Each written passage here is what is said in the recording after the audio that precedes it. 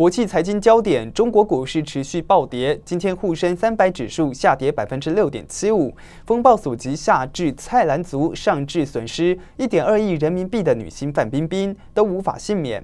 中国上市公司喊出自己的股票自己救，并创下有史以来最高的停牌纪录，有过半的公司停止交易。陆股走势1个月以来有如江河日下，投资者们看着跌停的股票，不知如何是好。 甚至不敢跟自己的老公说：“我亏了。” I've lost around $16,000.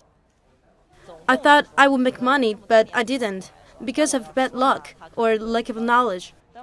I haven't taught my husband yet how much I lost. 不止大妈痛心，许多中国知名女星也大失血。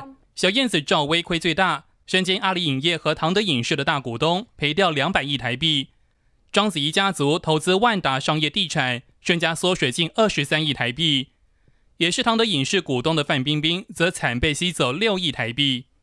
眼见中共救市无望，目前陆股2781家上市公司，有1476家宣布停牌，已经超过一半，冻结金额高达2.6兆美元。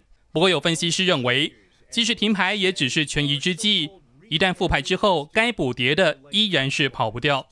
纽约银冠资产首席策略师霍瓦内克在推特上表示，中国股市已经和本身经济成长的现实脱离，高估得令人吃惊。